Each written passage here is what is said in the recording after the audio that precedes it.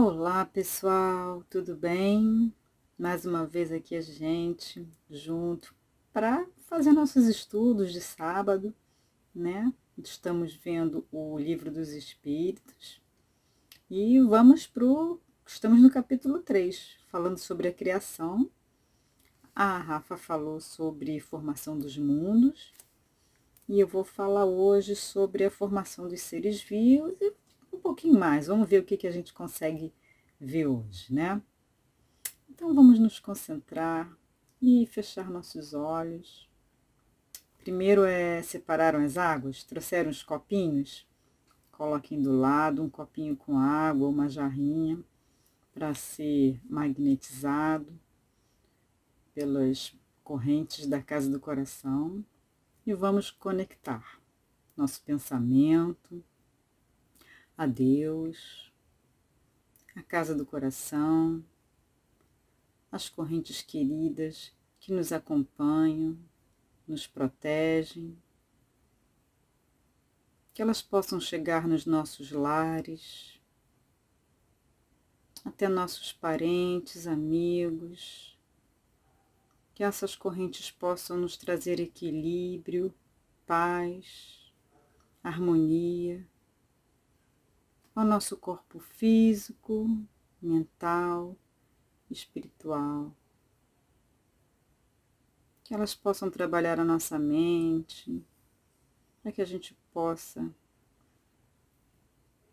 entender, aproveitar e colocar em prática os ensinamentos e não desistir dos estudos, da caminhada, de tanto que a gente tem que aprender.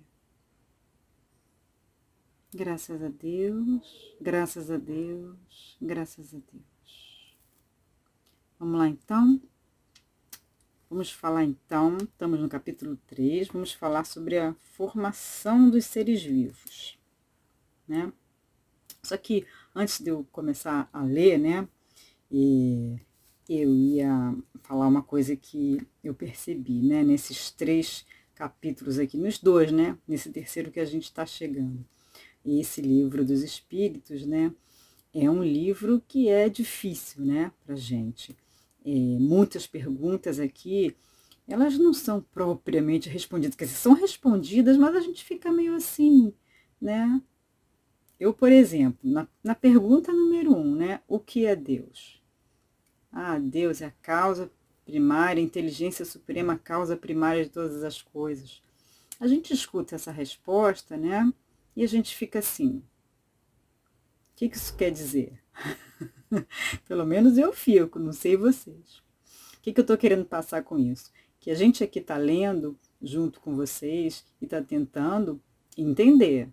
Nem tudo que está escrito aqui a gente vai entender. Nem tudo que está escrito aqui a gente tem capacidade e intelectual para entender. Porque os espíritos mesmos dizem, né? Tem uma outra pergunta aqui que é 17, que ele... Até separei aqui. Que ele pergunta, é dado ao homem conhecer o princípio das coisas? E eles respondem, não. Deus não permite que ao homem tudo seja revelado nesse mundo, né? Fora que nosso entendimento não vai chegar, Deus também acha que não é hora de a gente saber algumas coisas. Então, a gente percebe claramente que algumas perguntas, algumas respostas, né? As perguntas não, as respostas, os espíritos meio que saem pela tangente, assim. A gente fica assim, né? Com aquela cara, oi? Mas, vamos lá, não vamos desistir. Esse livro é um livro importantíssimo, né? É um livro histórico, né? É aqui que tudo começa para a gente, né? O Espiritismo começa, é o primeiro livro de Kardec. A gente não pode esquecer que foi escrito lá em 1857, né? E o valor dele é muito importante, a gente saber o que tem escrito nele. Ele é um livro base, ele é um livro básico, entendeu? Então, a ideia desse estudo é um estudo de iniciação, né? Para quem está chegando na doutrina, para quem não está familiarizado, né? É um primeiro contato, né? Então não vamos esquecer a importância desse livro, mesmo que a gente não entenda tudo que tem nele. Muita coisa a gente é esclarecido, né? Muita coisa. Mas nem tudo para a gente pode ser revelado, né? Eles também dizem em alguns lugares aqui que eles não têm como explicar para a gente, né? Não tem palavras, não tem vocabulário, né? Então está fora do nosso alcance entender o que é Deus nesse momento, né? Então vamos entender o que tem aqui. Se a gente entender o que está aqui, já está de bom tamanho, né? Vamos deixar para entender Deus um pouco depois.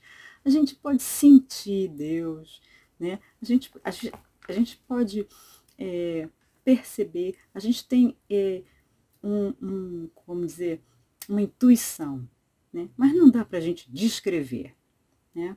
Então vamos embora partir para o que a gente conseguir assimilar, né? Então vamos lá. Sobre a formação dos seres vivos. Quando começou a Terra a ser povoada? No começo, tudo era caos. Os elementos estavam em confusão. Pouco a pouco, cada coisa tomou o seu lugar. Apareceram então os seres vivos apropriados ao estado do globo. Quer dizer, eu imagino que os elementos estavam ali, né? E precisava de uma arrumação. Vamos continuar um pouquinho. De onde vieram para a Terra os seres vivos? A Terra lhes continha os germes, que aguardavam um momento favorável para se desenvolverem. Os princípios orgânicos se congregaram desde que cessou a atuação da força que os mantinha afastados, e formaram os germes de todos os seres vivos. Estes permaneceram em estado latente de inércia, como a crisálida e as sementes das plantas, até o momento propício ao surto de cada espécie. Os seres de cada uma destas se reuniram então e se multiplicaram. Quer dizer, o que a gente entende? É como se os elementos, né, que formam os seres vivos estivessem meio que jogados aqui, sem ordem, meio no caos, como eles dizem aqui. E aí, essa força inteligente vai construindo, vai juntando, vai, através de química, de física, de leis que a gente desconhece, vai ordenando isso, né? Então, vamos embora, vamos continuar nossos estudos. Onde estavam esses elementos orgânicos antes da formação da Terra? Achavam-se, por assim dizer, em estado de fluido no espaço. Lembra daquele fluido vital que a gente fala? Então, no meio dos espíritos ou em outros planetas, à espera da criação da Terra para começarem uma existência nova em novo globo. É como se os elementos estivessem soltos. Vamos imaginar assim como uma poeira, né? Vamos imaginar assim. Aí aquilo se condensa, forma o globo, aqui é depositado germes de elementos, né, que a gente, né, milhões, que vão dar milhões de seres, através de uma força criadora, né, uma força inteligente. Eu imagino assim, né, vamos imaginar Jesus, né, um governador do nosso planeta, com milhares de assessores em todos os campos da genética, biologia, botânica, né? Cada um cuidando de um departamento, vamos imaginar assim, né? A nossa cabeça é bem pequena para imaginar essas coisas, mas vamos tentar, né? Vamos tentar. Na 46, ele pergunta: ainda há seres que nasçam espontaneamente?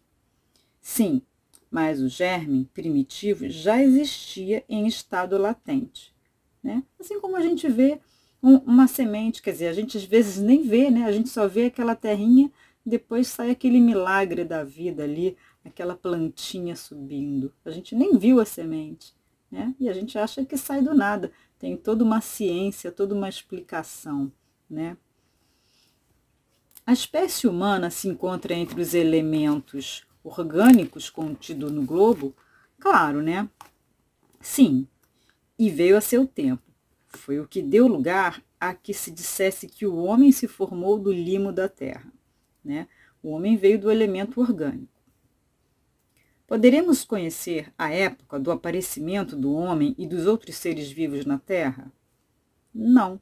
Eles dizem não. Todos os vossos cálculos são quiméricos, né? São fantasiosos, são fictícios. Então, o que eles dizem aqui? Que essa data que a gente tem do aparecimento do homem, até hoje, né, que a gente já descobriu, não é real, né? Então, a ciência ainda não tem ciência da realidade. Tudo bem que esse livro é antigo, né? A gente pode já ter avançado, mas a data do aparecimento do homem a gente não tem, né? Tanto é que a gente tem aquele buraco aí na evolução das espécies, tem aquela teoria aí que as pessoas ainda discutem, né? Tem um buraco no elo, né? Que o homem não saiu assim do macaco, o homem, né? Tem um espaço aí que tem uma dúvida ainda, que a ciência ainda está estudando. Se o germe da espécie humana se encontra entre os elementos orgânicos do globo, por que não se formam espontaneamente homens como na origem dos tempos? Difícil essa pergunta, né? Por que não se formam espontaneamente homens como na origem dos tempos? Eu não sei se os homens se formaram espontaneamente. Eu acho que essa pergunta está um pouco confusa, pelo menos para mim. Vamos ver a resposta. O princípio das coisas está nos segredos de Deus. Entretanto, pode-se dizer que os homens, uma vez espalhados pela terra, absorveram em si mesmo os elementos necessários à sua própria formação, para os transmitir segundo as leis da reprodução. O mesmo se deu com as diferentes espécies de seres vivos. Quer dizer, isso é uma daquelas perguntas que a gente fica meio assim, né? Entendendo mais ou menos. Aí passa aqui para um outro item que fala sobre o povoamento da Terra. Adão. A espécie humana começou por um único homem? Não. Não. Aquele a quem chamais Adão não foi o primeiro, nem o único a povoar a terra. Quer dizer, está claro aqui, descrito aqui, que a humanidade não saiu de um homem só, né? Que o homem apareceu em diversos lugares. Eu acho que isso está mais adiante. Poderemos saber em que época viveu Adão? Mais ou menos na que lhe assinais, cerca de 4.000 anos antes de Cristo. O homem cuja tradição se conservou sob o nome de Adão foi dos que sobreviveram em certa região a algum dos cataclismos que revolveram em diversas épocas a superfície do globo. Quer dizer, o Adão existiu, ele deu origem a um tronco de uma raça, mas ele não foi o único, tá? O único homem que deu origem à raça humana toda.